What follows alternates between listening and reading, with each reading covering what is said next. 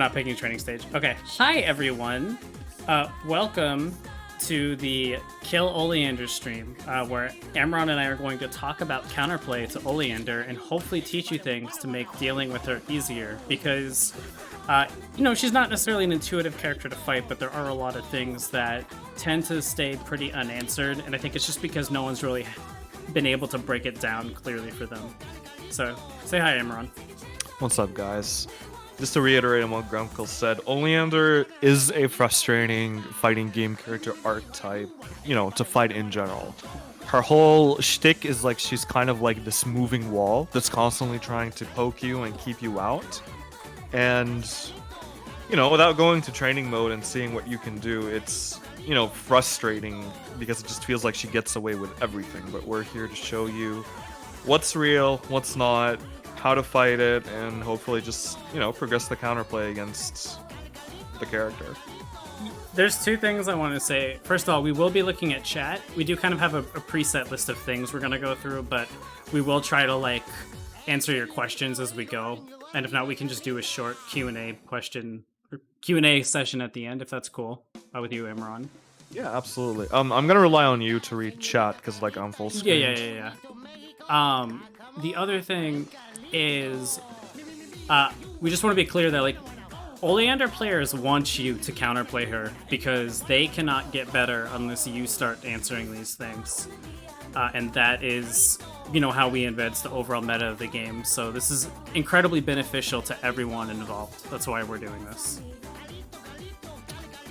So alright, let's start off with just the basics of Oleander Blockstring pressure, right? Mm-hmm. So Oleander strings have evolved since 1.0. In 1.0, you could only really do 5A, B, C, then maybe 2C, and then end in Spark. Mm-hmm. Because of the changes to 2.0, she can now rebeat a lot more effectively into 6A. And by rebeat, I mean Oleander can press 2B, 6A, and then go back into her B normals again. So instead of 5A, B, C, you can go 5A, 5B, 6A, 5B again, then 5C, and etc. So this has the consequence of making her, block strings not as straightforward as they used to be. But most of the weaknesses from 1.0 still stand. The two big ones are namely push block and instant block. Mm-hmm. The thing to consider about Oleander is when she is pressing buttons, when she's doing a block string, the actual threat of what she represents gets boiled down into throw mix or 6C. Everything else depends on the opponent to overcommit or make a mistake. Her two core ways without magic are throw mixes and 6C. So with that in mind, one of the layer one that you can enact against Oleanders that are looking to go for throw mixes is if you push block one good button and push her outside of that throw range, she needs to commit to a very risky dash-in reset to put herself back into that threatening range. So let's say here, stand there, and let's say I press 5A here, right? This is the perfect range for Oleander to do 5A, then dash into a throw. Right. That being said, you can also go 5A, 5B, then dash into throw, right?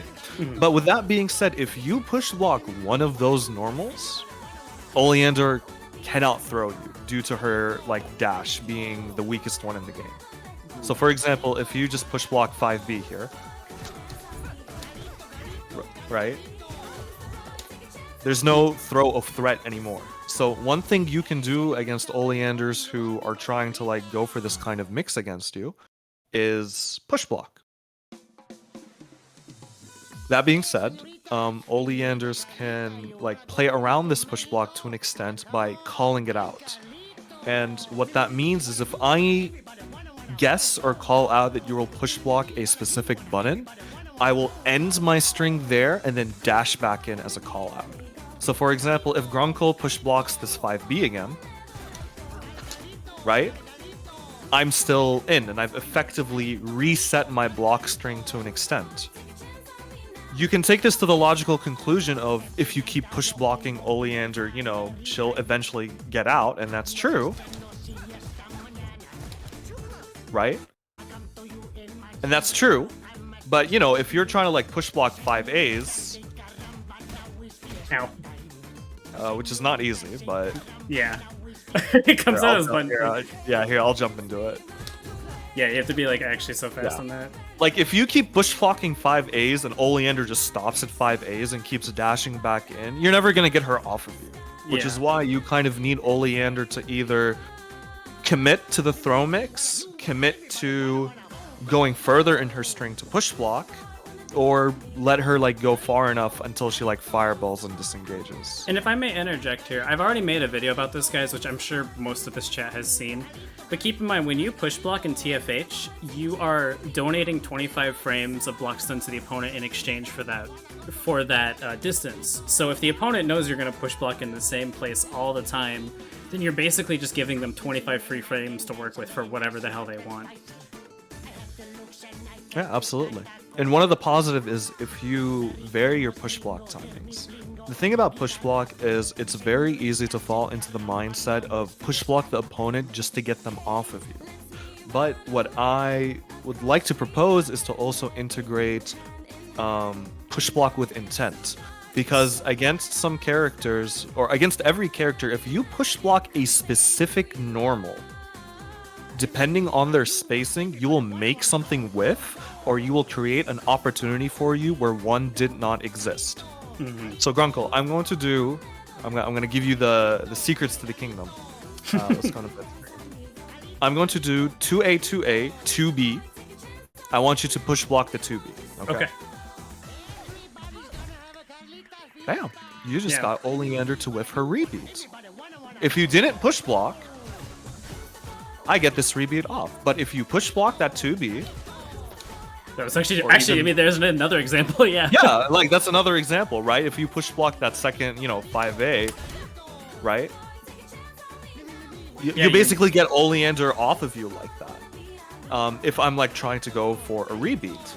And in order for me to deal with that, I need to either, one, stop my pressure and risk a dash-in, which means that if I think that you're going to push block like the 2B or 5B and stop there and try to dash back in, but you don't push block, that is the opportunity for you to mash and take your turn.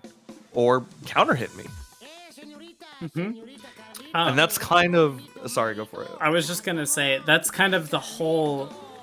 Like, this is something I kind of want to get across, is that the way that you defend against Oleander, in my opinion, is very fundamental TFH, in that you push blocks to disrupt their offensive tempo, so that when they have to commit expecting a push block there later, you can start taking another risk to get out, like an IB jab or something. Yeah, absolutely. I think you put it well when you said that TFH's defensive game just revolves around the different usages of push block and instant block. Mm-hmm. And I know a lot of people kind of express the opinion that instant blocking is hard. And I'm not out here like saying it's the most brain dead easy thing in the world. It is challenging at first to get used to instant blocking, but my advice is to kind of shift the way you think about it and equate instant blocking to performing combos. Sorry, Amar, just really quick, I realized I don't have my input display set up correctly, so my stick isn't showing, and I want to show off like the instant block inputs. So give me a second. Okay, we're good. Continue. So, I would like to like give an advice to if you want to like need training or help to get comfortable with instant blocking, is to look at it like practicing a combo. Because all instant blocking is performing a combo, but you're doing it like with your block input. That's quite literally what instant blocking is. Mm-hmm. So I know what Grunkle, I know you have a really like nice method you do to practice instant blocking. If you want to share it. Yeah, I got this from Jonah when I played BBCF. It was probably some of the best mechanical advice I ever got in a fighting game. Why don't you just do like a long combo on me, Amaron? So you'll notice that like as I'm getting hit, I'm kind of practicing the timing of instant blocking. And the reason I do that is not because the timing will necessarily be the same, but it'll be because when I'm trying to instant block something, I want to make sure I don't have to think about the motion. I just want it to be really quick, 1, 2, 1. So like, go ahead and just do a block string on me. Bam. And that's actually something that I think a lot of people miss is this isn't Strive, you don't have to go back to neutral to do an instant block. It's actually pretty much the same as most other ArcSys games where you can instant block low with 1, 2, 1, like this, and then for back you can just do 4, 5, 4. You'll notice sometimes I get backdash when I do that. One way you can alleviate this is by doing it as like 4, 6, 4. And something else I actually want to say is that do I have my keyboard? Yeah, I do. Okay, you can't see my keyboard inputs, but if you are on keyboard or hitbox, you can actually do an SOCD IB. And what that basically is that while you're down backing, you can tap forward for a bit to go back to neutral and then let go of it, and that'll actually register as a valid instant block input. I'm a stick player, so I don't do it that way, obviously, but you have a little bit of a nice shortcut, or at least a more comfortable potential way to do it if you are using one of those two input devices. Mm-hmm. The thing to keep in mind when it comes to IB is block strings need to be a certain tempo in order to be true. Mm-hmm. So if your fear is, oh, they can just delay this button wildly and throw off the IB of my tempo, that is correct. But if they do something like that, then that delay in and of itself is a gap for you to mash if you recognize that. And we go back to like the fundamental, RPS of them's fighting Herd's defensive system of push block versus IB versus stagger versus, varying your timing, all just to deal with these different scenarios. And the thing to keep in mind about it is like some characters are better suited to dealing with the system mechanics than others. For example, Oleander, to an extent, can't really deal well if she gets like single hit push blocked from far away. Like if I 5B you here and you push block me, right? Yeah. Like it's really hard for me to do anything beyond like another dash in 5B, and I'm still kind of at that range where I'm not really presenting anything to you except a potential 6C. There's something else I want to comment is the other thing about this range, like where Amaron can press 5B and I'll push block it and he doesn't really get a turn started without a high commitment. You may recognize this is actually also the same range where it's like totally unsafe for Oleander to read for, I think, every character, honestly. Yes. So that's something to keep in mind. So when I tell you, or when someone tells you to dash block more against Oleander, what they really mean is to stay in this range where she won't just start pressure off of a straight normal if you push block her, but also if she commits to reading, you're gonna like almost definitely at a minimum get your turn started. Let me turn off infinite magic. Yeah. Right, so blah blah blah reads. Bam.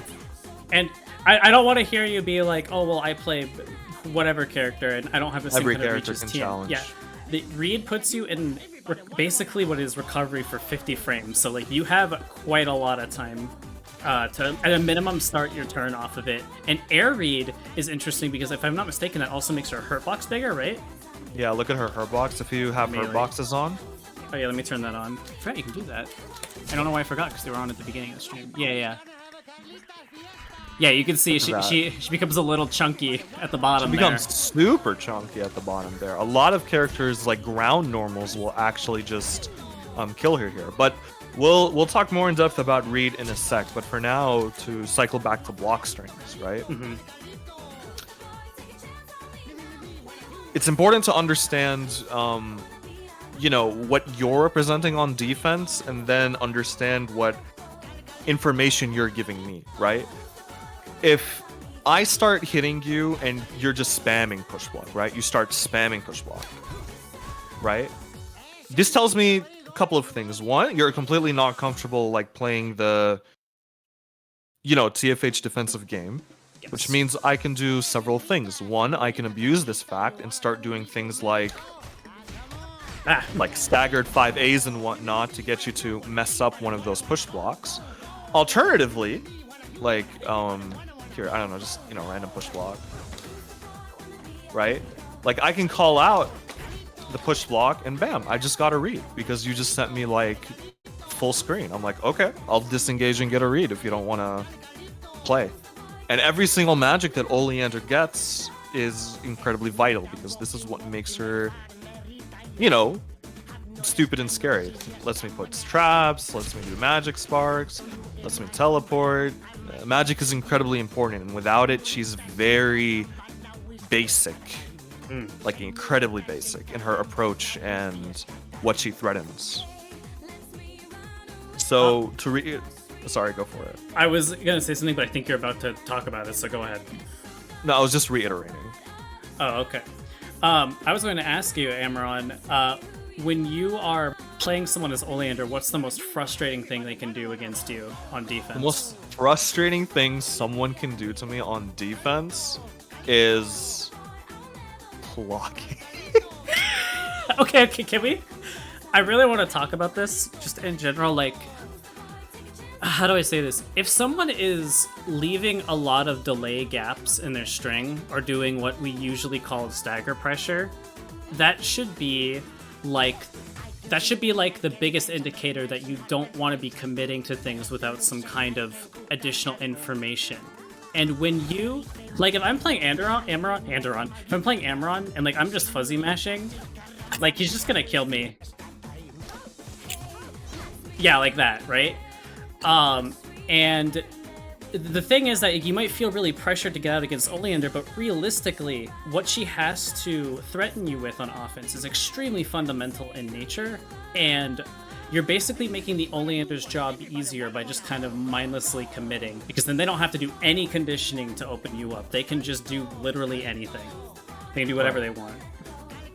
And, you know, the frustration, like, or, you know, adds up into Oleander going, oh, succeed, because like I just can't open them up. They're not pressing, they're not like falling for my throws, or they're teching my throws. What do I have left? I have succeed. And the thing is, if they block succeed, fucking perish. Like 2C starter into super and like actually just delete you. Like succeed. Yeah. I just want to say something about options that are unsafe like 6C is if you have the chance to punish with a bigger normal, don't do a jab punish. It's actually incredibly important that you punish these things with at least some kind of pretty punishing starter, because that's going to discourage them from going for it again. How you punish something will directly correspond with how likely the opponent is to do it again. Like when and I come across this on Uninet play a lot actually.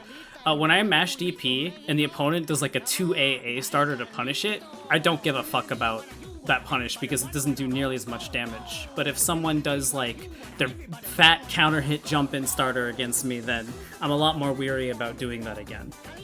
Exactly. Oleander 6C has the caveat of like there's not a character in the game that cannot press most of their high punishing normals just due to the nature of it being minus 16. Yep. Due to other natures that if you notice her hurt box, she moves forward and then extends forward. Like she like literally just flips her normal standing hurt box, which lets you, give you a better option of hitting her. Now, yes, you can come with the argument that, okay, what if Oleander, stay there? Mm-hmm. What if Oleander succeeds from here? It's like, yeah, sure, but like at this range, characters have options. Like, for example, you can micro dash 5B, right? Yeah.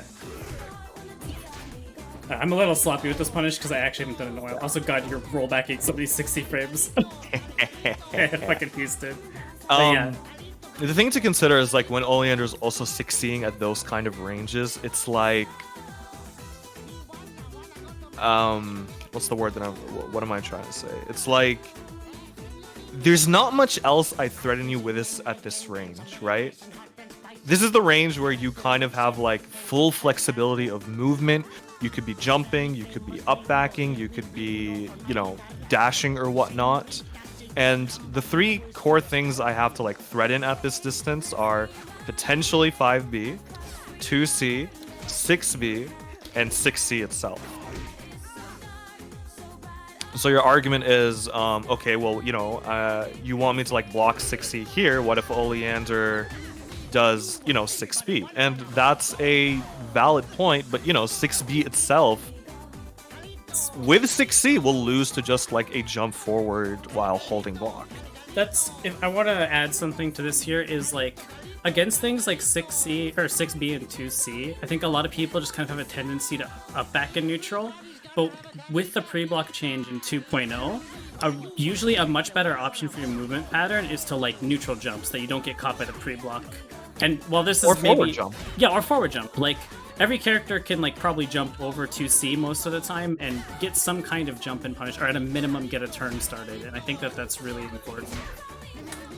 Or like with Tian, I like rotate neutral jumping a little out of 5B range all the time. And I see if Oleander whiffs something, I'm gonna like go in and start my turn. I'm pressing JB.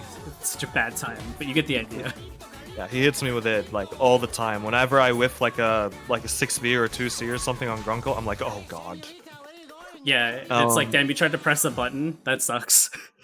So, like in terms of her block string, right? It needs to be said that, especially without magic, she doesn't have much to threaten you beyond throws and 6C. And I understand 6C is difficult to deal with, especially on a net play environment. Yeah. And the advice I have to give for that is kind of just like practice situations where, Oleander, like if you're fighting an Oleander and you see that they're 10 to 6C in a specific situation, you can kind of like scope it out and look for it, just because the rest of their offense, while not brain dead to deal with, is kind of lackluster, like in the sense that you can dedicate most of your mental stack to look for 6C. Yes. Because if I am not in that like throw range, then there's nothing else I'm threatening you with. So it's okay to dedicate your mental stack to that 6C if you're like comfortable doing that. Yeah. And I mean, on a lower connection and with some practice, I definitely think 6C is normal that can be reacted to in most situations. But if you're not sure about that reaction just because you have a hard time with it, or one thing or another, which I think everyone has like that normal they should deal with that they just don't very well, it's okay to put some of your mental stack towards looking for the 6C if it's being shown to you enough that like it's being shown to you enough that you think it's worth spending your mental energy on, essentially.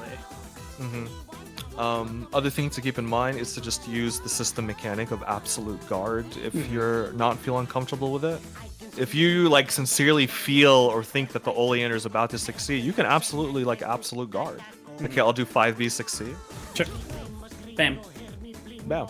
It's blocked. And now even if Amaron does like 5B into 2C, like I'm still gonna be covered because of absolute guard. Yeah, like 5B into 2C will cover it. Yeah. And then 5B into like 6C will cover it if you like push blocks to 5B.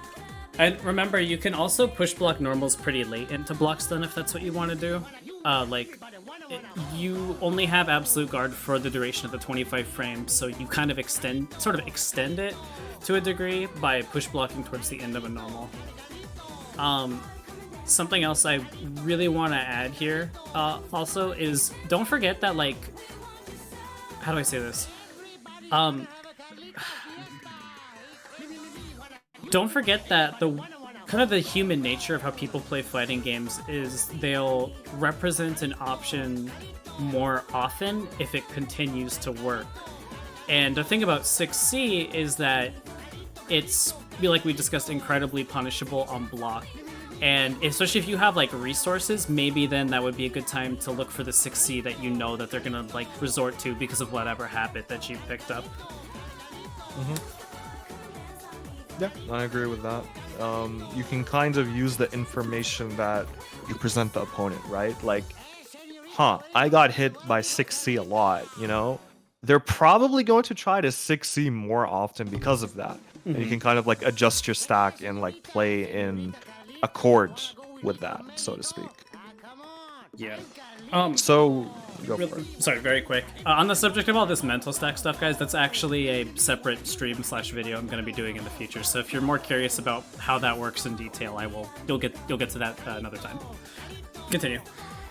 So that's kind of like the general overlook of, you know, Oleander and you know, defensive options. Well, sorry, we didn't cover IB. We'll cover IB super quick. Oh, right.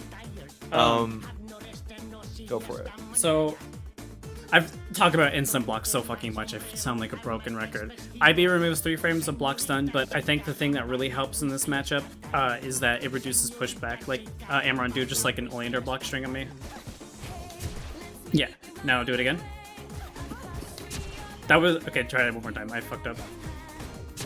Yeah, see how like how little pushback there is in the string when I IB a couple hits versus not IBing any of them at all. And the thing about Spark, like especially if Oleanders do like a block string into 6B and then Spark, like go ahead and do that. Spark is punishable at point blank, and the punish did exist in 1.0, but it was extremely tight. I think only 1 frame. But thanks to the input buffer, it's a lot more plausible to deal with. And a lot of Oleander players, like especially at a mid-level, I've noticed that if you IB, they're like their 2C, 6B Spark stuff, they just like fall apart on offense. They have no idea what to do when they can't use it as a safe ender anymore. Yeah. So for just like if you don't IB, right? Mm-hmm. Excuse me, I messed that up. I'll stop at 5C Fireball. And then, like, you know, press 5A after. Right? Like, you are nowhere near in any universe, like, punishing me. But if you do IB... Oh, I fucked up the last one. Ta-da! That's a punish. I'm blocking. Yep. So... oh, go ahead. Just to kind of build on that, you don't need to IB every normal. Be aware of which normals have, like, the giant pushback properties. For Oleander, that's stuff like 5C. It's stuff like 2C to a degree. Like 2C to an extent, but it's like mainly 5C. This is the big one. If you like start instant blocking like Oleander 5C, lots of things change because Oleanders depend on this normal to make Fireball safe. Most of the time. And if you start IBing it, and then you start IBing the fireballs, well, things have just got a little bit more dicey. Mm-hmm. I'm sorry, you may have this set for later already, but do you want to talk about 5C, 2C stuff, or is that later? No, we'll talk about that. Okay. But Thanks basically, I just wanted to cover instant block because... You know, when you instant block a normal, you open gaps that suddenly weren't there anymore. Let's say I wanted to do a standard 5A, 5A, 5B, like stagger string. Like here, mash after the second 5A normally. Right? That's a counter hit. But, you know, let's say you IB that second 5A. Try again. Oh, I need to like move a stick. Go for it. I believe in you. Oh my god, I got it, but the white flash didn't come out. There we go. There you go. Like, you know, if I did it with that same earlier timing, I'd be hit. Mm-hmm. Especially if I'm trying to, like, stagger something like 5B into 5C, like a 15 frame normal, and you IB that 5B. Like, I'll do 5A, 5B, 5C. Like right? But if I try to, like, do a... Sorry, I messed up. Try again. All good. Oh my god. I'm bad. Right?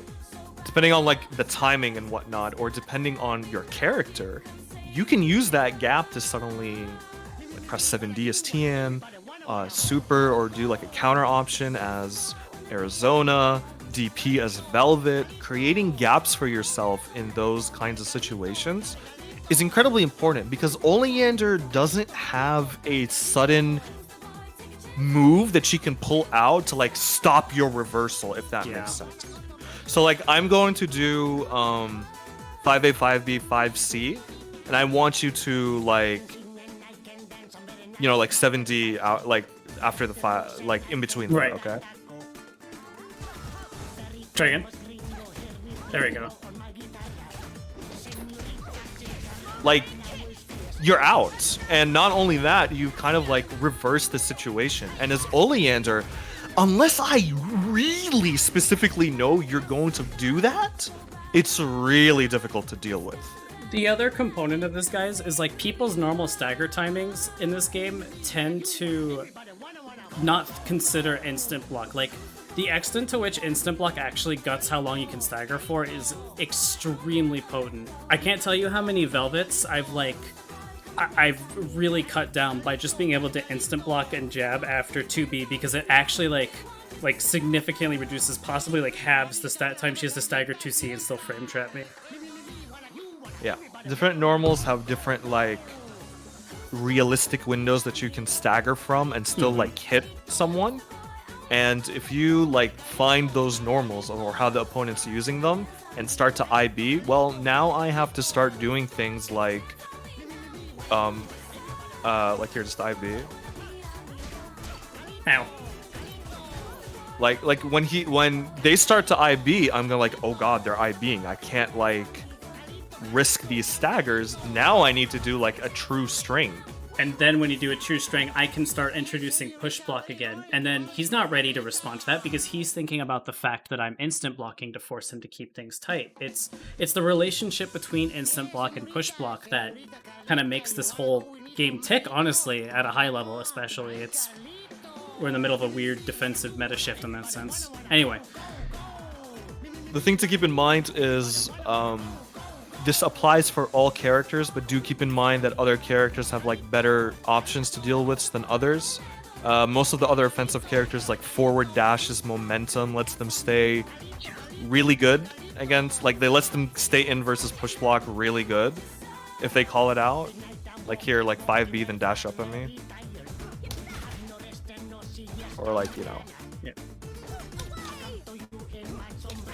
Oh my god, your push blocking is so much later than I'm used to it. There's the power of late push block for you. But yeah, you kind of see the idea, like when Amaron push blocks here, it's like I kind of have to guess, okay, well, is he going to mash or is he going to, you know, just keep blocking? And then, you know, like if he's going to mash after, I can just like stagger or something and counter hit him. Or if I think he's going to keep blocking, I'll just like dash back in after reset pressure or throw or something. Yeah, and like, you know, Tian has options like her flips and other stuff to also stay in. So it's going to vary severely from character to character. The reason I say this is because Oleander, compared to every other character in the game, has an incredibly harder time staying in against push block and stuff like that. Yeah, I think something to think about when you're defending is if you see an Oleander player like dashing up twice just to reset pressure against you, there is like a 9 out of 10 chance that you could mash out of that. There's very few cases where you wouldn't be able to. Or even if you don't want to commit to the mash, just like, you know, you could start introducing backdash. Yes, backdash. Yeah. We didn't talk about that at all. Yeah, backdash is also pretty good. I will say her normals do have quite a bit of active frames, but if, you know, like I have Oleander at this range and like I'm gonna do like 5B. Like I push block, I can like choose to disengage if I think the situation calls for it. What's the meme about PB not pushing her anywhere? Who says that? Maybe if you like push block in the same spot every time, which is a thing people do. The reason that happens is like, here, come to mid screen, is because Oleander has three forward moving normals. That's 6A, 5B, and 5C move her forward. So if I'm doing like a basic ass string, like, you know, just push block randomly, right? I'm going to be able to like stay in on you, especially if I like do that, you know. Mm-hmm. And the thing to keep in mind is that if I see that's what you're doing, then I'll just start doing this, right? And so I'm just in on you like, you know, a lot more because like I see that you're not comfortable. That's the thing. Like layer 1 is I look, how are you push block? Yep. That's like layer 1 that I must deal with as Oleander, because if I don't get a pulse on your push block habits, I'm like, it's really hard to accomplish anything when I start pressing buttons. Yeah. So just something to keep in mind. You said backdash when you're in a reversal situation, backdash has invuln frames 1 through 9. If you're not in a reversal situation, it's invuln frame 2 to 8. Depending on your character and like the distance of their backdash and stuff, you can absolutely use backdash to escape a lot of stuff. So for example, like here, I'm going to 5C. I'm going to do like a string into 6B, and I want you to just like push block and then see if you can backdash, right? Okay. Right? If you do something like that, that's not going to work. But let's say, you know, I think that you're going to push block and then like I dash back in 5A after 5B, okay? Oops.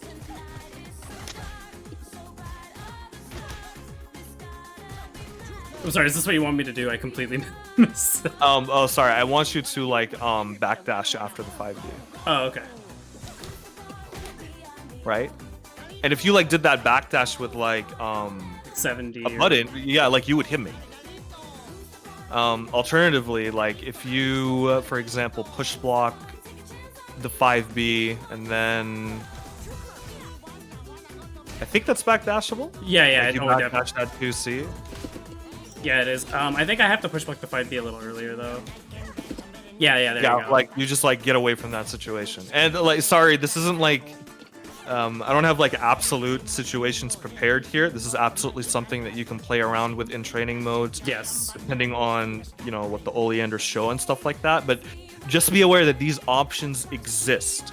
And the way you use instant block and push block to change spacing in the frame data, like, lets you do other things. It lets you backdash in places. It lets you mash in places. It lets you punish in places where you normally could not. If I can just give an example, and I don't really need to show this, but like when I play Amaron, a really common layer that we end up playing is like after he does 5B in a block string, he'll often reset pressure or choose frame trap there. And so what I might do is like I might just kind of let that reset rock for a while, and then all of a sudden choose to IB the 5B and mash there instead. And then it's basically, you know, a free call out because I've shown him that I'm going to just let that rock most of the time. It's really about, how do I say this? It's really about kind of making those situations for yourself, because you have to remember the Oleander player typically wants to stay in on you. And with that, you can kind of use push block or instant block to choose the tempo that they're going to have to adjust their offense at. That's something you can do in this game as the defender. You can't necessarily do in any game. So it's about creating one situation that they have to answer and then kind of turning it on its head and demonstrating, you know, the punishment for that. I hope that was clear enough.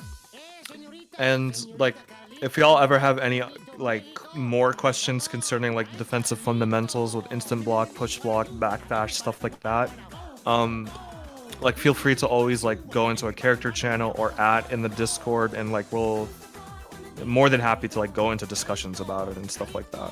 Yeah, like I said earlier, guys, we actually just like want you to get better, because it makes everyone better when we have people counterplaying stuff, if that makes sense. So that being said, I'm gonna let the Carlito rock for a bit longer, both spins. But we can switch the song in a bit. Continue. So with that being said, I think that's a good overview of the like defensive fundamentals and how you can apply them to a character like Oleander, and honestly how to apply them universally, not just to Oleander. We can kind of like machine gun through some of like the more specific stuff that you covered in the Twitter threads and go from there. Yeah, sure. But do you have that open actually? Because I don't. Yes, I do. Thank you. So the first thing is we can talk about 2-2C. Mm-hmm. This is an incredibly important thing, because when Oleander, like when I am just not comfortable, I'm like pressing buttons on you and I just don't want to deal with defensive pressure resets. I'm just not feeling it, dog. Maybe you have some Arizona magic or something. Bam, I'm out of there. Right? Normally Oleander would just 2-2C away and get out of there like that. And like most of the time, especially if I 2-2C on like a call out push block, like here push block the 5C. Like this is the exact game state that I want against most characters, because you know, I'm here, I can start pressing my buttons again. I can start like doing sparks and stuff again. It sucks because it just feels like, you know, I constantly dash in on you and then 2-2C away and then like I dash back in again and then I 2-2C away and then like what are you going to do about it? The answer to that is chasing 2-2C. And one of the important changes in 2.0 is that 2-2C's animation got front loaded, as in all like the startup and active frames of it are like in the start of the move. And the end of the move is like much faster to recover. But what that means is you have a bigger window to like react to it. So what that means is, let's say, you know, I'm in this kind of space. I want you to not chase it this time, okay? Okay. Let's say I'm in this kind of space. Sorry. Right? I backdash away, and then Grunkle's kind of at that distance where I'm like, okay, I'm gonna TK Spark read, right? And like, you know, and you go like, oh my god, Oleander's TK sparking read because she keeps 2-2-C'ing away. She's gonna How do I hit the stop full screen it? 50-50. She's gonna do full screen 50-50 meet. The easiest way is to chase after 2-2-C. Because this spacing that Grunkle talked about earlier is the spacing where I cannot read for free.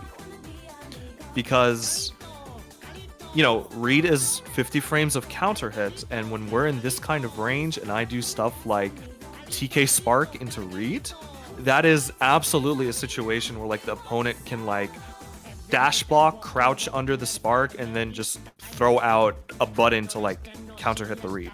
Mm-hmm. So for example, if I'm here, I'm gonna TK Spark read. I want you to like, you know.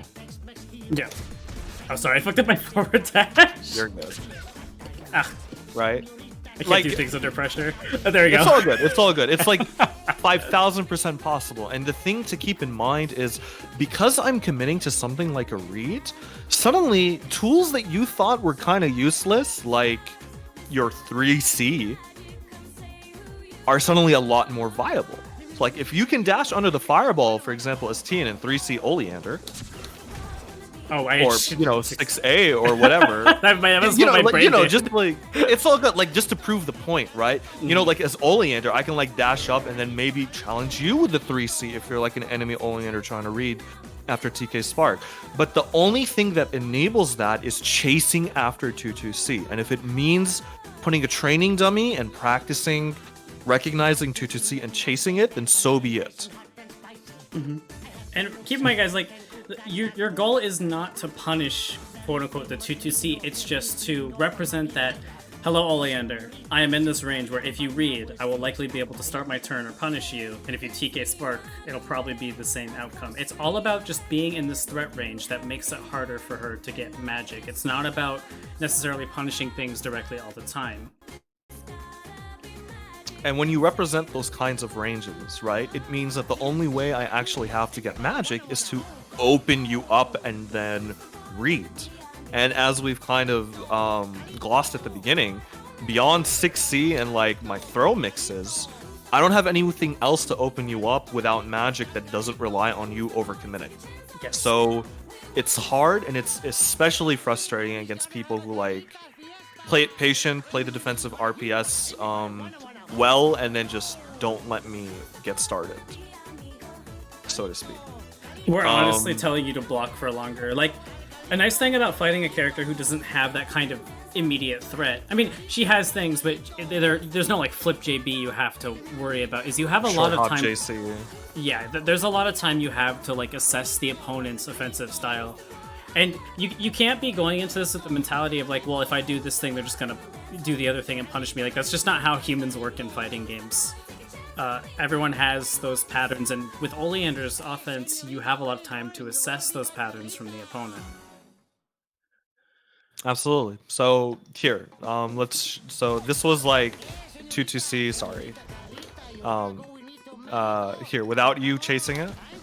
Mm-hmm. Right? This is a distance, but now I want you to chase it, and then I'm going to jump to show you when I'm actionable.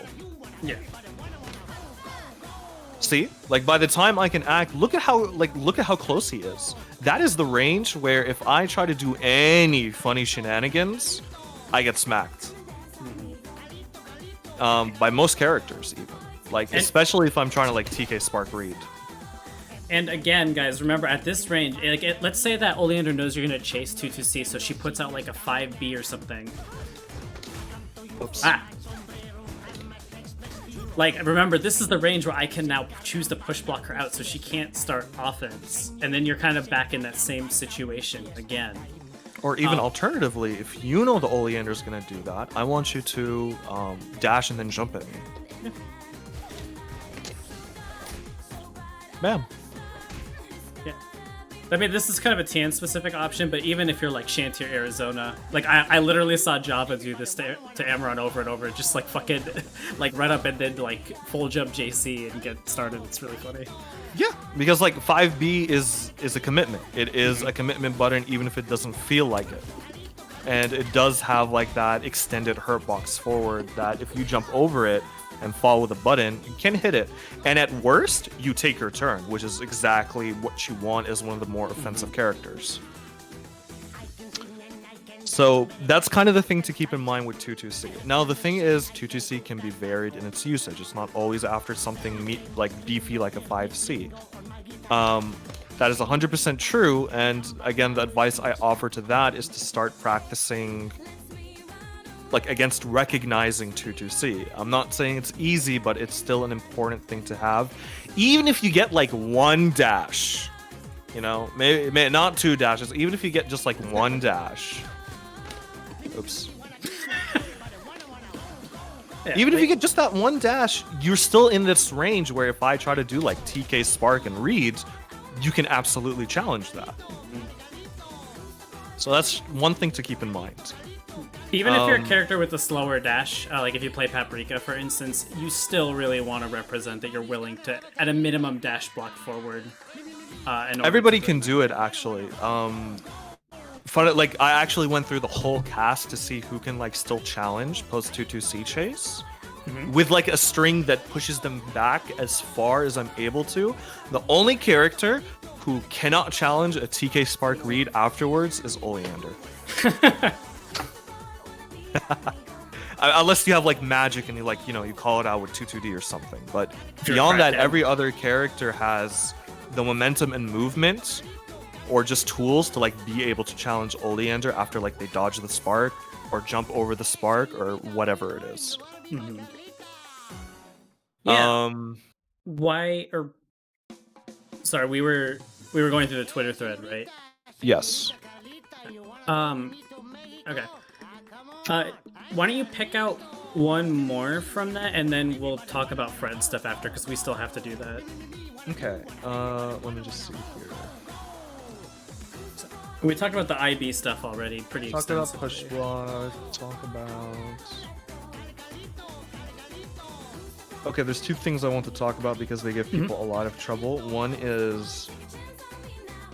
3 things, actually. I want to talk about sparks and strings, traps and strings, and double jump, and then we'll move after that, if that's okay. Yeah, that's fine. Okay. So, sparks and strings. The closer Oleander is when she does a spark against you, the more unsafe it is. Normally, if the opponent does not instant block, a spark point blank like this is -2. That's why if you instant block point blank sparks like that, she becomes -5, ergo 5A punishable, or, you know, at least you can take your turn. The further out Oleander is from you, the more plus sparks are. So for example, if I like spark from here, and then I want you to IB the spark and mash, okay? I'm gonna do 5C into spark. Sure. Oh my god, this is so much later than I used to. There we go. Ow. Right? I can dash back up and like, you know, mash because I'm just that plus. And you can see the specific ranges if you just like let Oleander spark at different ranges in training mode. But usually like it's from -2 to like -1 to more and more and more and more plus. The thing to keep in mind is she has 3 different spark speeds. She has slow, medium, and then fast. Usually if you want to keep the string tight and safe, Oleander will opt into the fast spark like that. if I want to be a little bit greedy and go for a more plus setup, then I'll do like the slower spark, you know, Oh my god, that one's such to a be pain more in the ass to IB. yeah, to be more plus after it. And that's something to keep in mind, right? Is how plus is she after the spark that she just did? It's hard to like immediately tell at a glance if you're not familiar with the character and like the speed of sparks, but the more you like look at it in training mode and get better at practicing it, the more you'll know when you can like pressure her afterwards and when you can't. It's something very important to keep in mind because a lot of people think they can just mash after blocking spark. That is not the case. Yeah. Even if you have a character with a good poke, like Tian's 5B, if I represent this too much, Amaron starts doing like backdash and then like 5B to counter poke me. So just be mindful of that. There is still kind of a layer that gets played after that. So the other thing is that if an Oleander chooses to like do a super like a spark A to try to be more plus, if you do stuff like have a projectile involved move or like IB the 5C and create a gap, you can then throw that out. Like here, I'm gonna jump 5C then spark. I want you to IB it and then bash. Okay. Right? You can start doing stuff like that if I'm trying to go for like those spark A's. And you know, the more you represent counterplay against Oleander trying to spark to be plus, the more better off you are. The more likely that I'm going to go into the true sparks, like the sparks without a gap, and be more susceptible to like, you know, that counterplay because I'm minus. Or you might do 2-2C, just so you don't have to deal with whatever happens. Yeah, or I might do 2-2C, and that gives you the opportunity to chase and like, you know, set up whatever you want to set up or do when it's like back to neutral. So that's something to keep in mind with sparks. Traps are normally +2 for Oleander on block. What this means is that if you block a trap and then try to mash, you're gonna die. Oh, I didn't even mesh. Go ahead. Yep. You're gonna die. That being said, if you instant block a trap, it becomes -1. That means that if I try to mash after the trap, you beat me. Yep. There's a caveat to this though. It's very hard timing. It's hard because traps don't have a lot of block stun, like if at all, and you are reducing it when you instant block. If you want to try to go for a play like instant block trap and then mash, you need to like commit, if that makes sense. Like commit to the instant block and mash at the same time. Do like 6B spark magic trap. Yeah. Okay. Oh my god, I fucked up. Do it one more time. Thank you. I missed the IB. There you go. There you go. You can kind of see in the input display, like, basically as soon as I input the instant block, I start mashing, so you have to kind of know what's happening. This is also true for other things, like, I mean, this is kind of an extreme example, but Velvet's DP. You have to practice the timing for that a bit. To answer your question, walking bed. You know, it's interesting because after practicing this a bunch and I started to get it in some sets with Zale the other day, I actually don't think it's super hard. You just have to know that you're going to get the IB timing. It's just like much tighter than any other IB punish in the game, basically. So that's something you have to be mindful of. But like, go ahead. Well, just to like say that, just to like exactly what you said, like if you're going to IB the trap, right? It's a call out. So you may as well take it to the full extent, if that makes sense. Because if I try to do stuff like 6B spark and then reset off of that, but you still do the timing with the mash, at the very worst, you'll still get that 5A out. So here, like, do it. Oh my god, fucked up. Let me check again. Like, at the very least, if you kind of like fuzzy like that, at the very least, you'll still kind of get a button out if you commit. Yes, I can be like, I think they're going to commit and start doing shenanigans to blow that up, but, you know, that's, again, like we said earlier, going deeper into the layers. You're creating an RPS situation where there previously was not one before, and especially if you introduce this thing like late in a tournament set, that's a really powerful thing to have on deck, in my opinion.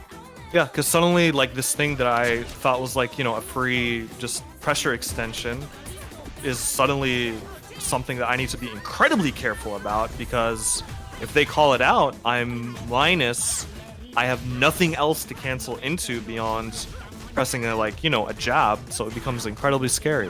One thing to keep in mind is that when you're plus like that and you have no normals that you can cancel into, any other normal I press is a link. I don't have the leeway of a buffer like UD on defense because you blocked.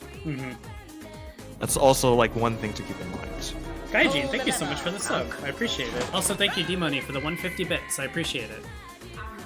The thing to keep in mind as well about traps is like if you IB, you can also create gaps because traps take forever to actually like come out. They're like 20 something frames or something like that. So if you like IB and then have something like a bash as Tian, like here, IB my 6B and then bash.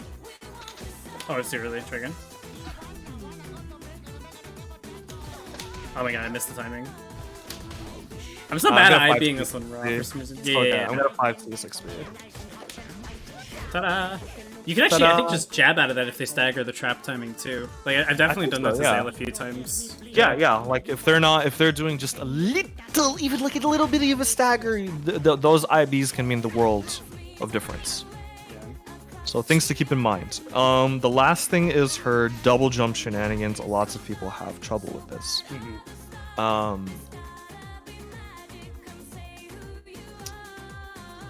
If you have a character with a really good low profile, you kind of don't need to worry about this, because like let's say I jump at you in JB, ow, then you instant block it, right?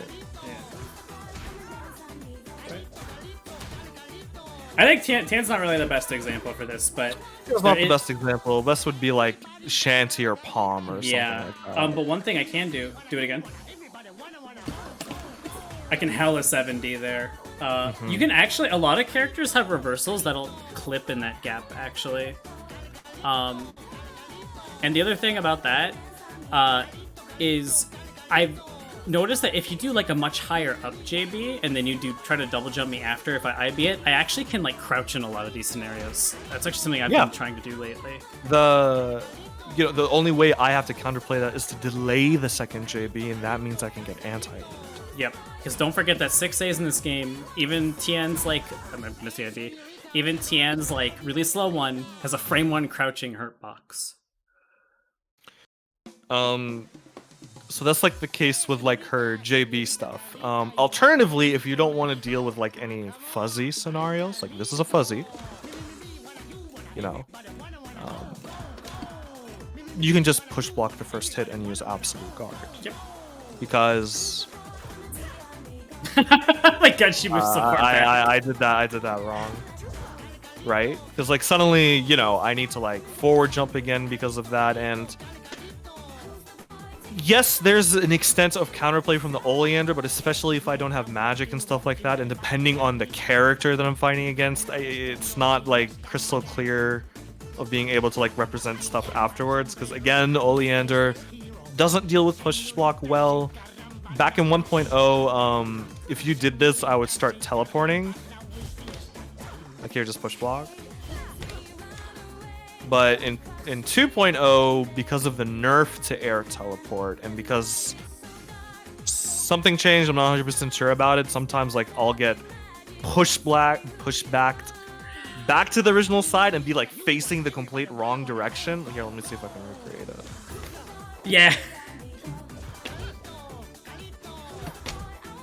What the? Nice block, but still, okay, it happens sometimes. But like, it's not as viable, so to speak, of like a guaranteed stay in thing anymore. So just things to keep in mind. If you really don't want to deal with it, you can start to like push block this, and then yes, there's like counterplay. Like if I think you're gonna do that, like I'll throw in like a like a bait normal and then double jump and hit you. Like there's layers there, but it's a pretty relatively safe option, actually. I think the point is you don't have to go past layer 1 versus a lot of players, which is what we're trying to Perfect. If I can make one extra note also, Oleander's JC does not hit very deep at all. Like, I see a lot of people treat that like it has really big air-to-ground reach. That normal is much more like a Jin JC than it is like a Ragna JC or like a jump-in. It actually is a Like pretty... air crouch? Yeah.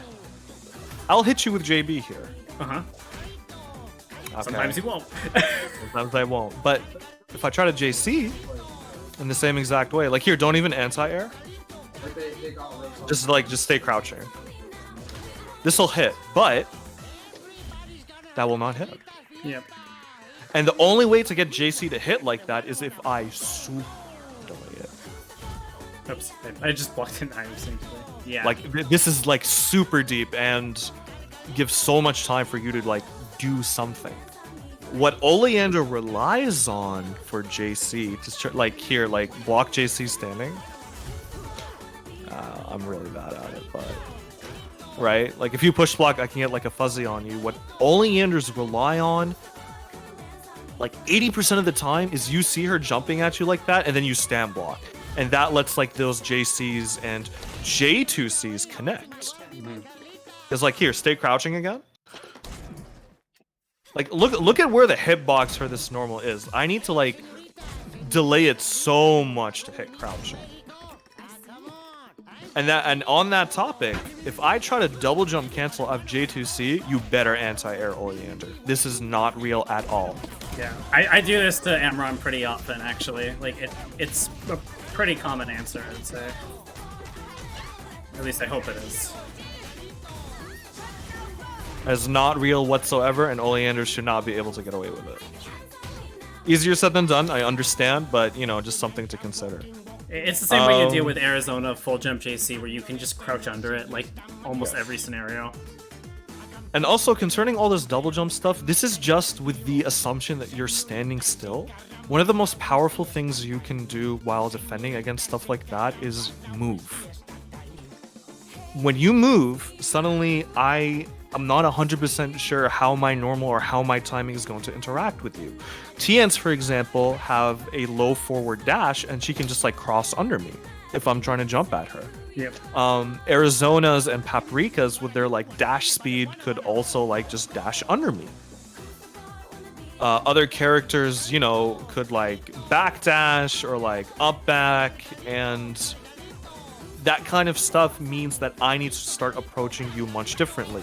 Because when you see me jumping, you start up backing, I need to answer that very differently than someone who's like blocking on the ground, if that makes sense. If I'm trying to get anything, and like this is tough to deal with as Oleander, especially if I don't have magic. It's very tough to deal with. Because again, it's like that state where it's really hard to open you up like that, and so I'm depending on you kind of like letting me disengage and then get magic without you stopping me. I think that's kind of all I wanted to say about that. Okay.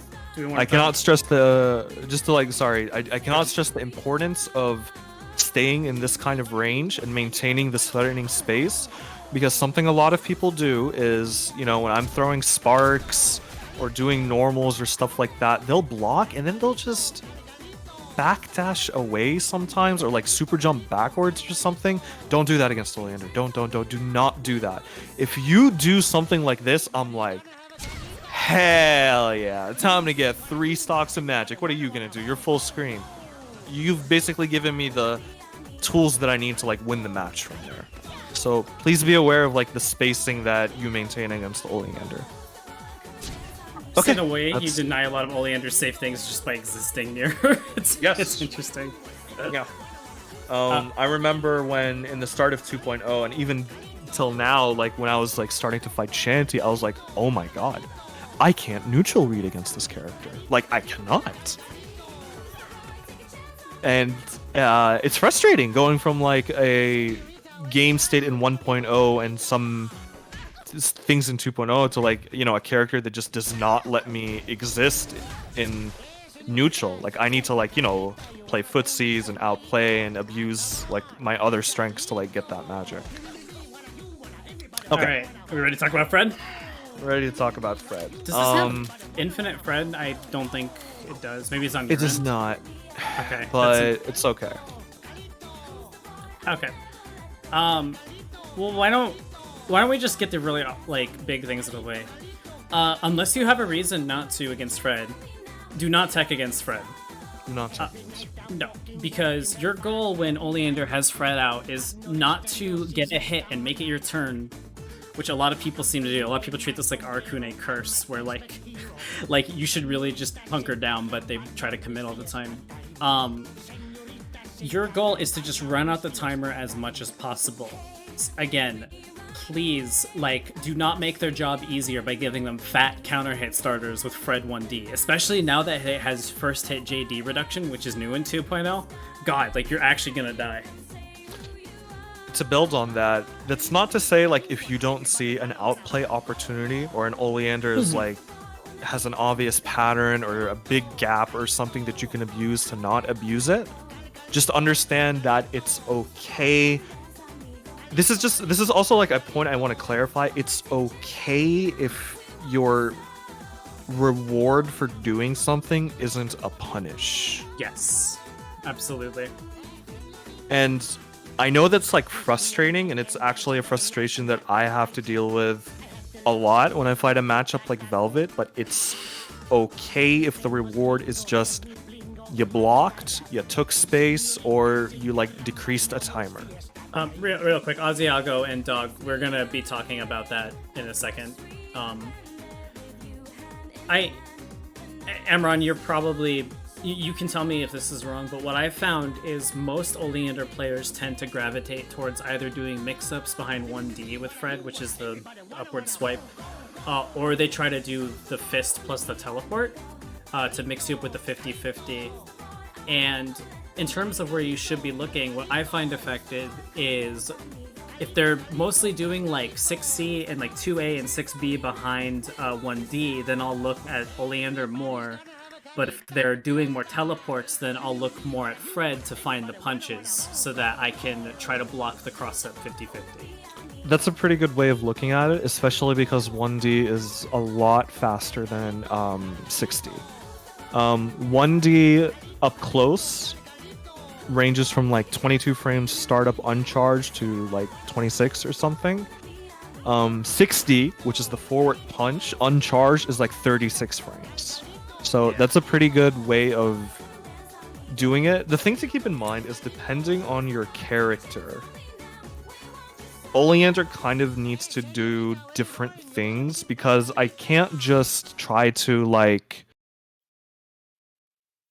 do a random button into Fred into teleport, because if there's a gap after that button and you have something like Velvet DP or Tian 7D or stuff like that, or Arizona Magic, suddenly things got a lot more complicated. So depending on the resource state of the game, sometimes Oleanders will gravitate towards like doing 5C into Fred mix because of the block stun that 5C gives you.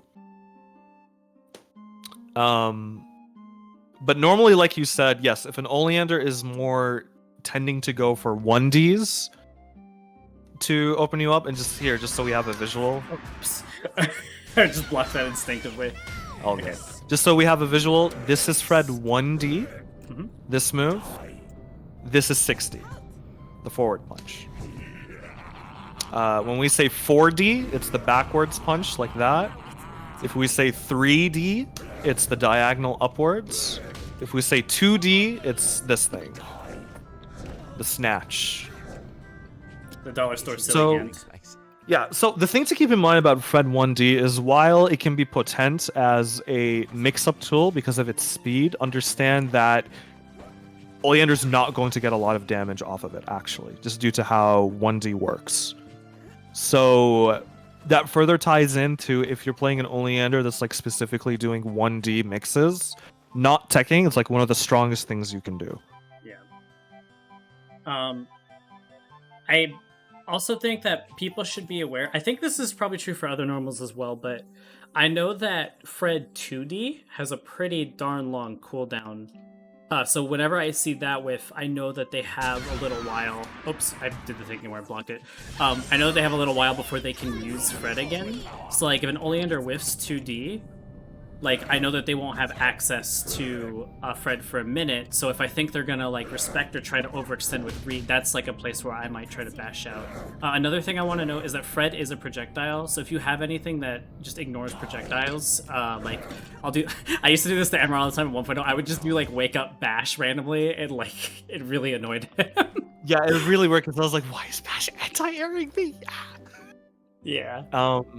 That's things to keep in mind, right? Is like when Fred gets used, that's like a window where you don't need to worry about him for a moment. And if the Oleander's doing jank or stuff that's, you know, like we talked about earlier, stuff that you can use instant block or push block to create opportunities, that is the time for it.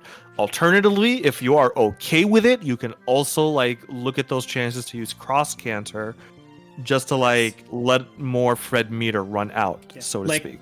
Like here's someone Fred. And just like do a block string on me. Yeah.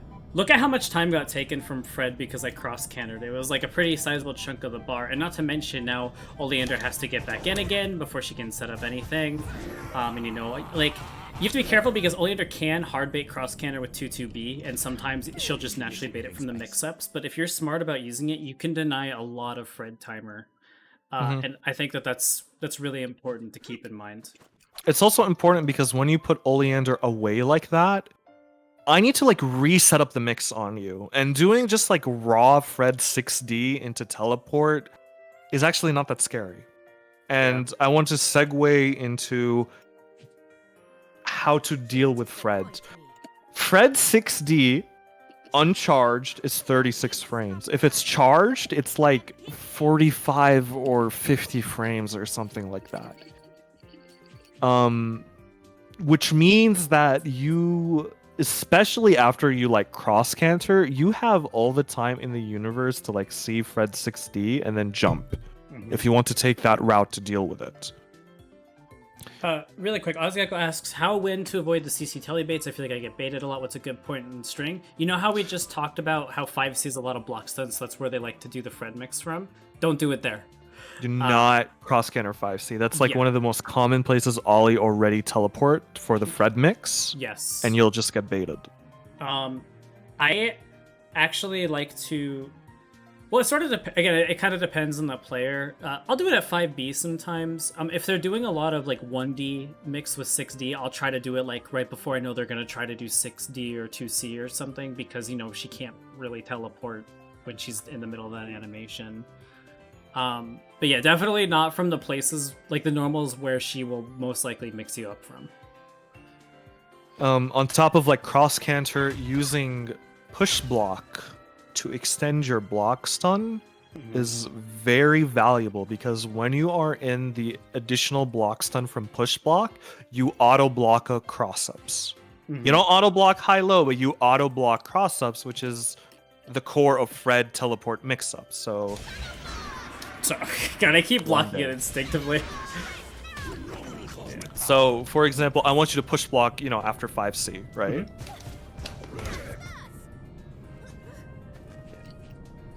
Like, I'm push blocking, and like, I keep myself in block stun for so long that I'm basically auto-guarding. I'm also holding right, but like, if I did that same block right timing, if I didn't push block, I would just fucking get hit. Oh, he's gone. Yeah. Like here, don't push block. Wow, actually... I timed that bad. He was too slow. Yeah, right? Yeah. But if you do push block... Easy. I also say, like, again, with this style of mixed-up, I tend to just look a little more for the punch move.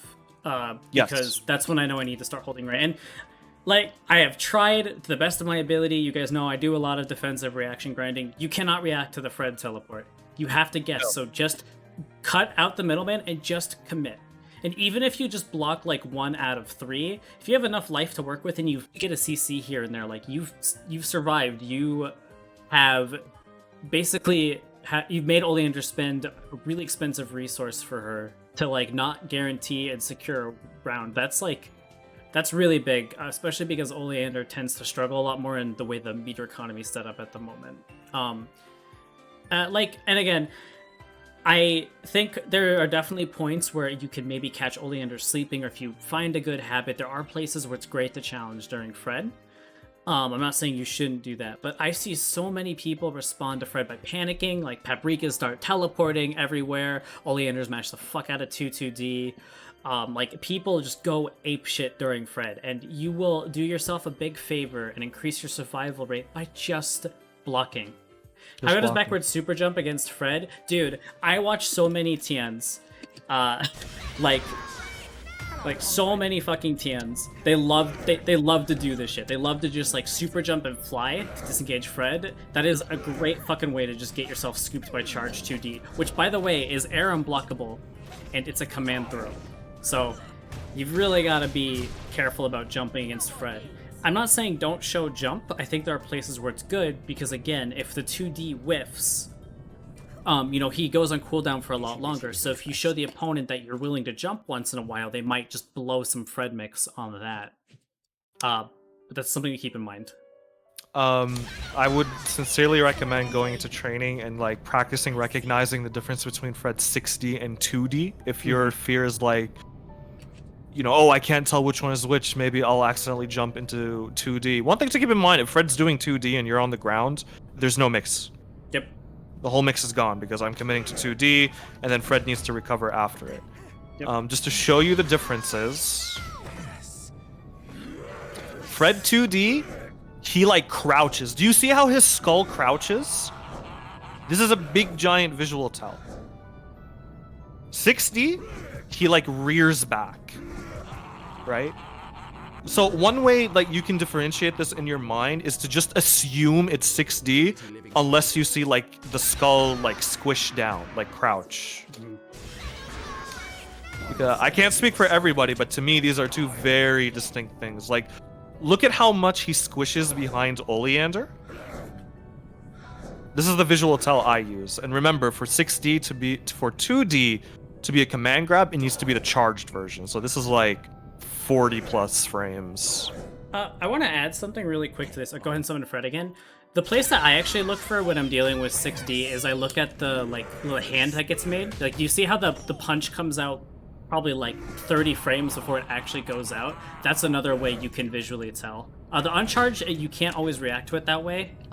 Uncharged Fred mix is pretty uncommon. I mean, K9 does it sometimes, but yeah. I mean, it can be common if like I see that you have the presence of mind to like react to charge. I'm just gonna be like, okay, I'm just gonna start doing uncharged.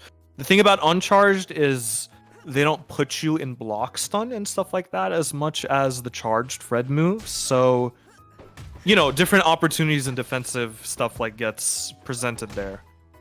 Like if I, for example, I'm not on my game and then I try to go for an uncharged and you block it, right? Mm-hmm. Okay, I'm gonna just commit to right. Just commit to right. Yeah. Because I'll always teleport. Right? In order to like maintain my pressure on you, I then need to like press buttons, and then for example, that's an opportunity to cross counter, etc., etc. Oh, that's another thing I forgot to mention is if you want to know when CC's pretty free against Oleander, you can always look at the magic, because there are situations where she'll be out of magic while Fred's out. Definitely. Yes, that's the last thing I wanted to touch on is if Oleander uses up all her magic during Fred, this is the exact same as Oleander vanilla, except you have Fred, which doesn't actually mean much unless you're like in the corner or like, I'm able to set something up on you. What I mean by that is if Oleander uses up all her magic during Fred, most of her scary teleport mixes, yes, she's got like the high-low fuzzies and stuff like that, but the Fred stuff isn't there anymore. Yeah. And what that means is Oleander's gonna have to take a period of time to commit to 50 frames of read. And if you have, like anti-projectile moves to get past Fred or a super or something, you can challenge that pretty effectively. Digital Dog just asked, can Amaron just read to keep Fred out longer? Yes. So how 2.0 changed Fred is if Oleander reads at full magic, the Fred meter, the Fred timer, if you look at my timer, decreases massively. Some things to note about this. One is I'm holding down D. That means, I'm not pressing 5A, I'm not pressing 5B, I'm not pressing 5C, I'm not doing any of that. This is a lot harder position to like act from than people might think it is. Because while Oleander read is full magic is fast, it's still a commitment. Like I'm gonna hold jump. It's still a commitment. So it becomes a lot harder to like be like reading, like let's say you're over there, right? Reading, I see you approach, 1D. right? Like Fred 1D and then I start something on you. Alternatively, maybe you could even bait it. Be like, ooh, I'm gonna approach you, ooh, like peekaboo, and then you make me use Fred 1D and I don't know, then... like dash it or just go in after it because Fred's on cooldown. Yeah, you know the thing we said about existing near Oleander at this range? Like, I have found when I fight even really strong Oleanders, if I just exist at this range, even while Fred is out, they don't want to commit to, like, the long read, just holding it. Yeah, long read is, like, incredibly scary. You'll see Oleanders maybe do stuff like this. Oops. One day, Gunkel. Oh my god. You'll see Oleanders sometimes be like, you know what? Screw you. Meh. And listen, I know this sucks, but if she's doing that, she's not mixing you up. I feel like I know we talked about epilogue a bit already, but like your goal when epilogue is out is to get rid of it, ideally by blocking. Like that. This situation is very much a fucking checkmate. Don't get me wrong. But I think the worst thing you could do when epilogue is out, and oh my god, I keep doing it. When epilogue is out and Fred is out, is literally just do nothing. Like you can. If you, sorry, go for it. I was gonna say you can like dash block into it. So not gonna do 2D. You can like jump into it. Yeah, it is also expensive. That too. Like, yeah. Oh my god, I fucking hate the Blockstring.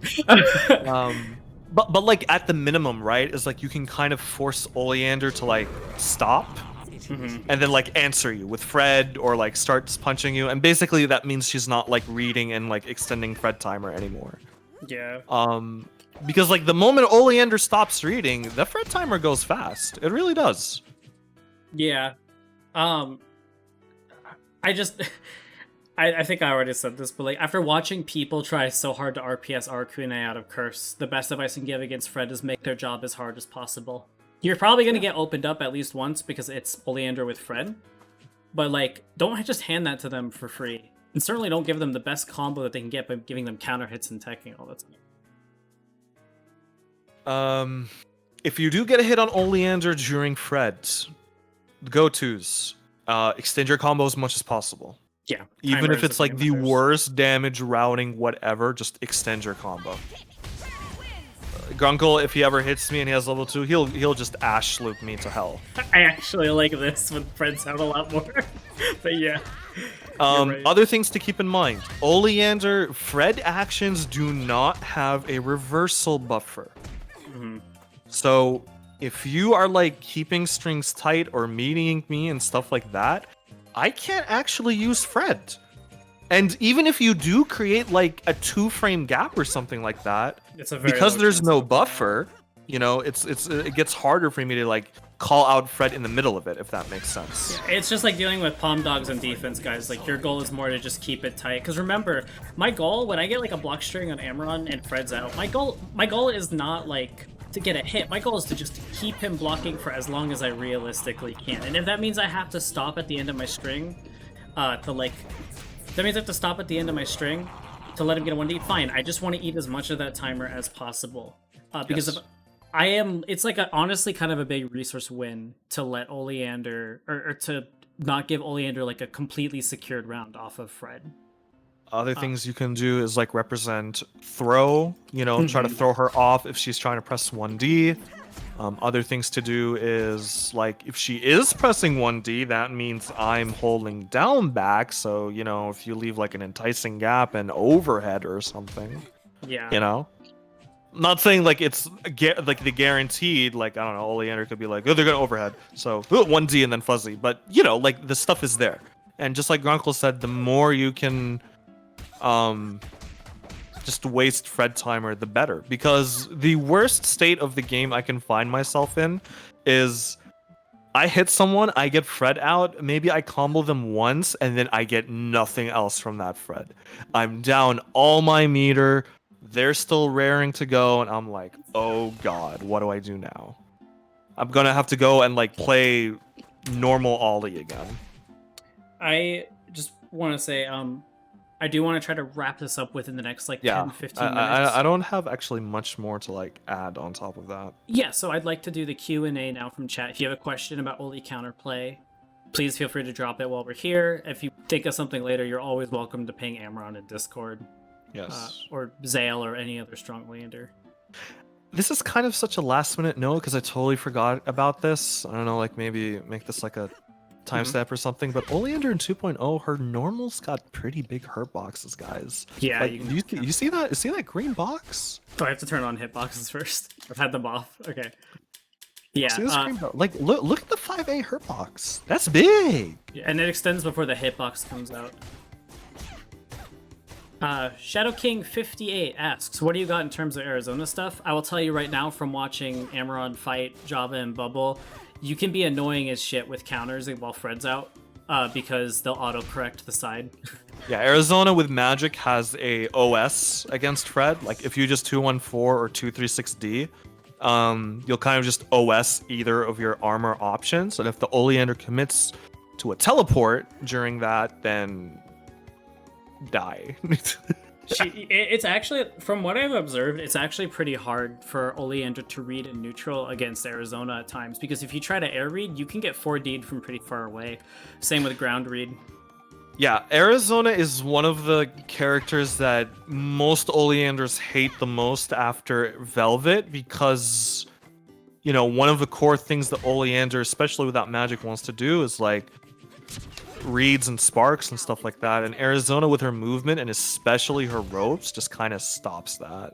Yeah, you can dash block so quickly as Arizona too. She has, I think she has, like, probably the second best post 2-2C chasing besides Tian, because her 6A is, like, really nice for catching TK Spark, and she has, like, really big counter hits, and, you know, you can always dash block to keep yourself safe, and you can start showing things like Dead Buck.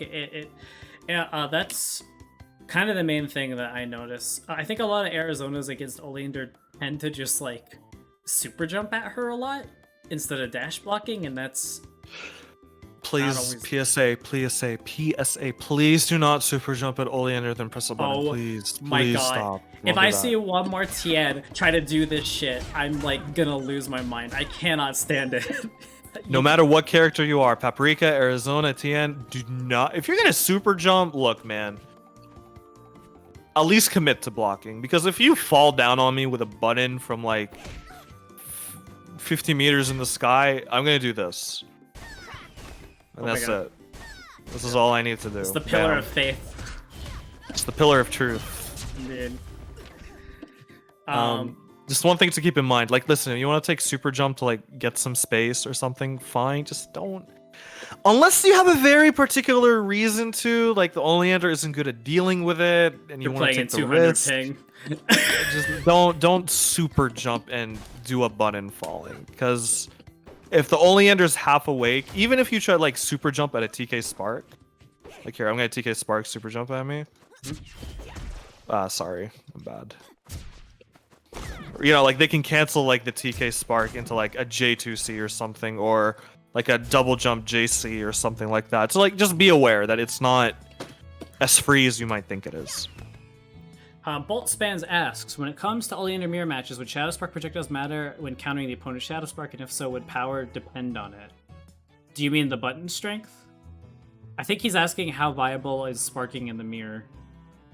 Would power depend on it? So Oleander, the different buttons, the only thing they control is the speed of the spark. They do not control the power of the spark.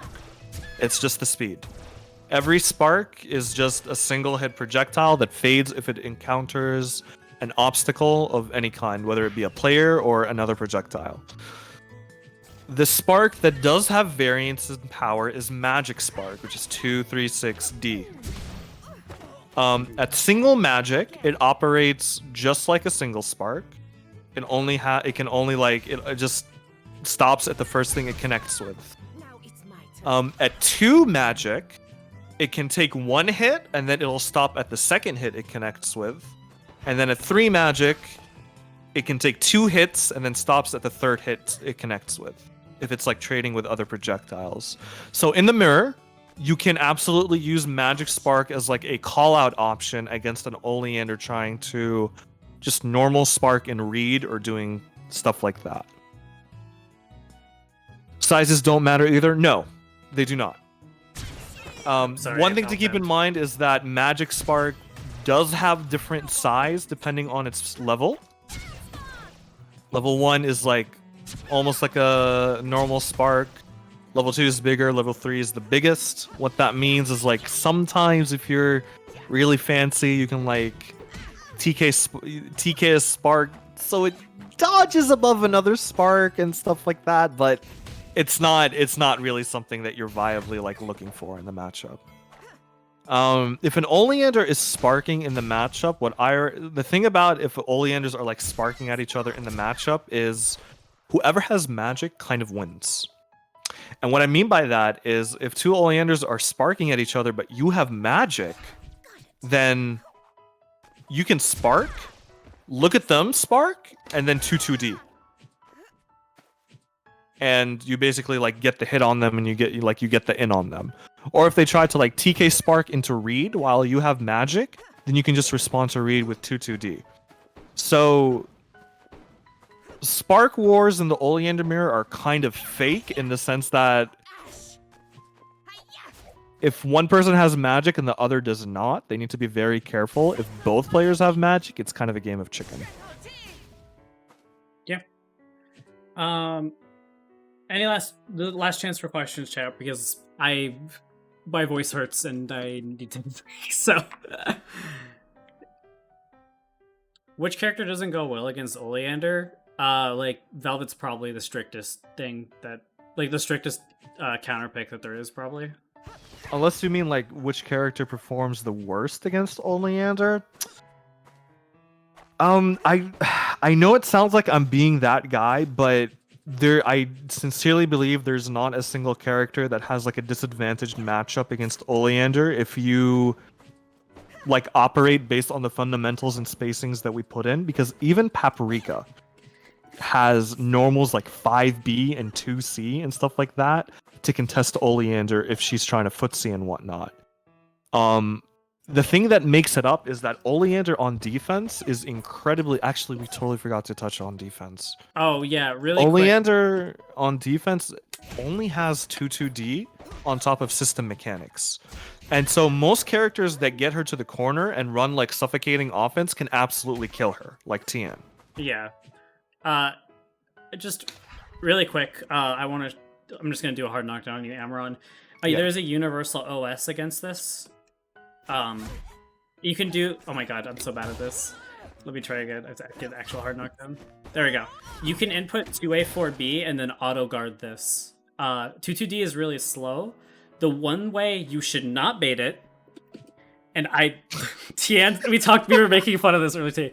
Like, I don't know what it is about 2-2D, but some people think the best way to bait it is to, like, super jump. And 2-2D hits pretty high, guys. Like, you might just get hit. Even if you don't, if I see that's what you're doing, like you're knock me down on super jump. Yeah. Or okay, soft knockdown, my bad. Okay, bye. Or yeah. like I'll just like get out or like challenge you or start anti-airing you. So don't do that. At least as Tian or as any character, look into safe jump setups, like maybe a short hop JC or stuff like that. Mm-hmm. Or just do the OS that Grunkle talked about, like the 2A 4A thing, or 2A 4B rather. I want to talk about something a little fundamental too. If I knock Amaron down, like Oh my god, I don't know why I can't do this all of a sudden. There we go.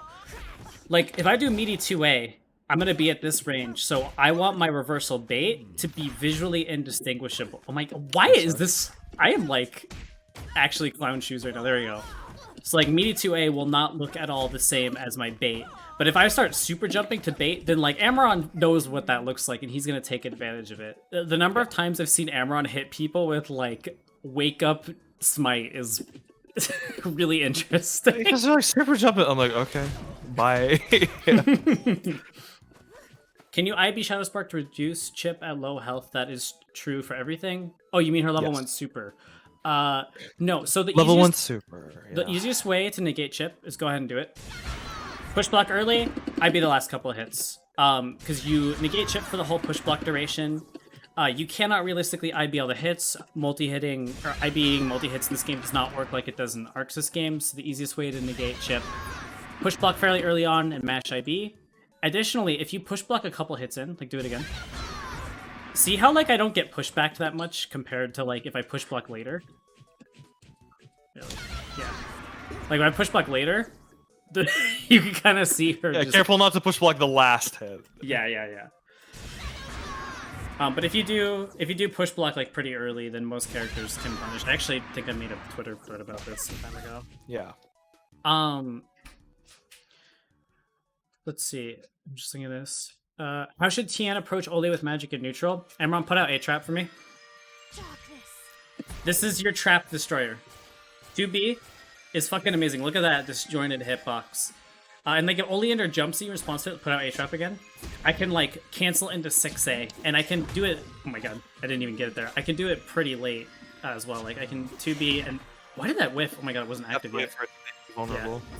Like I can cancel it pretty late and still counter an Oleander jumping at me. Here's what you should not do, which we already talked about. Do not try to super jump over a trap. You will absolutely die. Do not try to super jump V-dash over a trap. You will absolutely die. You can poke this pretty safely. And I believe actually, I think there's, go ahead and put it out. I think there's a spacing, yeah, where even 5B can take it safely. This kind of goes universally. I think every character has something they can poke trap with pretty consistently, except I think Paprika doesn't have a disjoint that punishes trap, if I'm not mistaken. Maybe 2B, I don't remember. She has her cards. Oh, that's right. Go ahead and put out trap again. So if you're not sure, block it. Gets rid of it immediately. If you see C trap, you can put out C trap. Again, you can 6A and then jump cancel it. If you play Palm, you have like the best anti-trap tool in the game. You can press 3C, and then because it still counts as a hit, you can actually jump cancel it. Yes, really, that's the thing to keep in mind as any character. If you do hit a trap and you're scared of like, oh, but what if Oleander, like hits me afterwards? Your hits are jump cancelable. Your hits are cancelable into anything if you hit a trap. Yeah. So like if you're scared Oleander is gonna be like here and like try to hit you, first things first, like you can play around that. But second thing is like God, that shows you like slow start this. Yeah, like but second of all, like if the Oleander is like not necessarily like checking you like that and you get away with hitting the trap, you can absolutely go into whatever your character can go into. Yeah. I bang multiple hits with the super doesn't reduce the chip anymore. It never did. I bang multi-hits in this game always did that. Anyways, to prevent Oli doing a tele out of the corner when she hits magic. Do you mean when she's on defense, or do you mean here? Like disengaging? I think they mean like, I'm here, and then bam, I'm out of the corner. So this is kind of tough advice, but like net play does not help. It does not help, but you can react with practice to like teleports, especially in an offline environment. The other thing I would say is, teleports are not free. There's still like 4 frames of startup and stuff like that. If an Oleander is trying to combo me, like just block string me, right? Like if I try to push block out, then you need to like utilize your character's tools against push block to stay in, because you know, if Oleander's just spamming push block to try to teleport out, I'm not representing any of the other defensive mechanics that we talked about, and it becomes so straightforward in just staying in against push block spam. I also want to add, like Amaron, do you like TK Spark teleport? TK Spark is dead. TK Spark Tele is dead. TK Spark 2.0 is dead. And I don't want to hear like, oh, my character doesn't have an option against that. I watched Dem call this out against early with Paprika 6A at Evo. Like, you absolutely can deal with this. And you will crouch under the TK Spark. If you have a low profile anti-air, great. If not, great. Your 6A has a frame 1 crouching hitbox. This is not a full screen 50-50. This is like, honestly, a pretty high risk approach option without some kind of like, fire layer. This is incredibly a high risk approach option. One of the few things like I'll maybe do this is like, sorry. You're fine. Oh my god, I cannot input.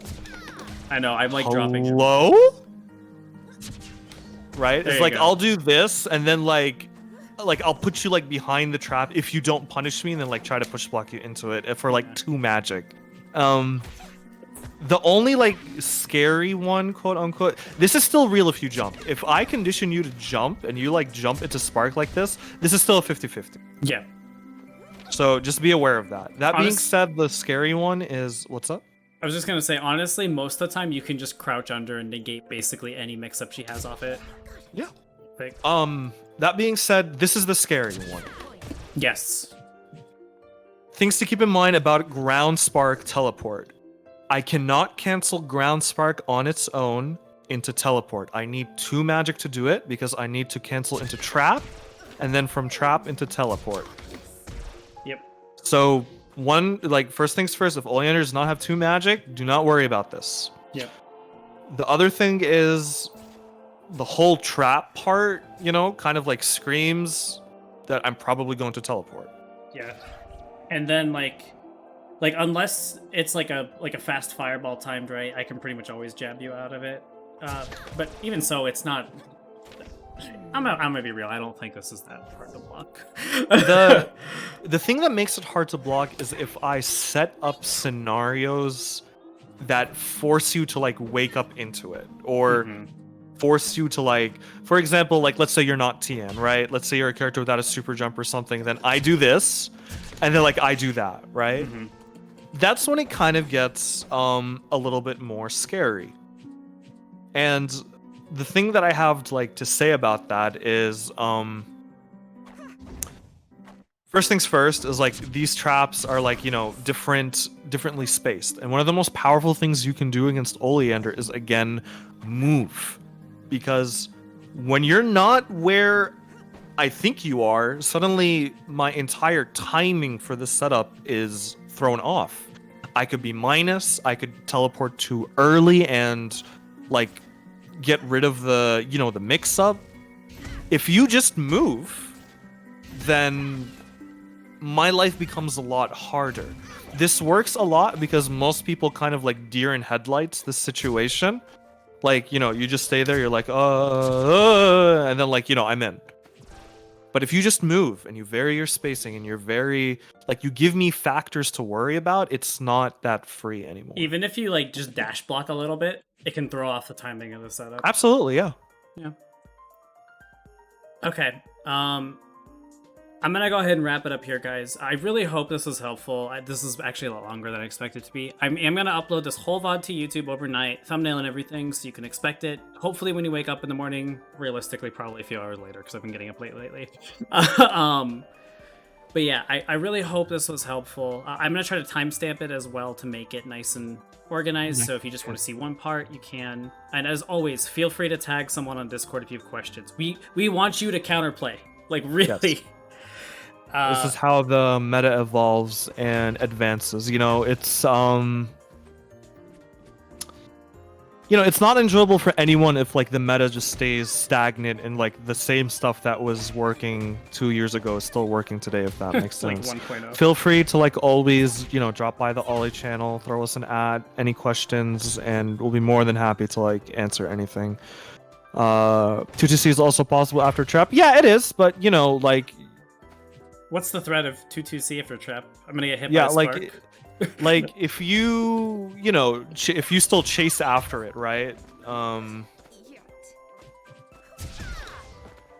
Right? Like I'm still kind of like in that trap recovery, and C trap, like you just dash under it, you know? It's in the air. Really quick, Shadow King asked me, Hmm. will I do more of these for other characters with other people? That's kind of on the back of my mind. I can probably do a Tian one by myself. I could probably grab K9 for like basically every other character in the game and Java Morris for Shanty and Airy. But yeah, I would like to do more of these, and I want to just have these available so you can link these to people. Yeah.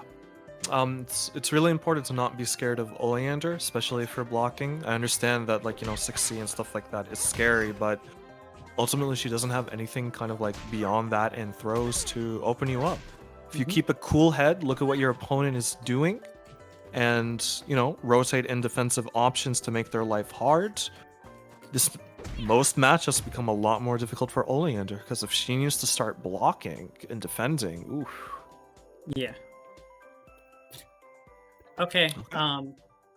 First of all, you guys should follow Amaron on Twitter at ambushnack, I think. Nice. I had to late guess. Uh-huh. Follow him on Twitter. Thank you guys so much. We love you. We hope this was helpful. Have a good night.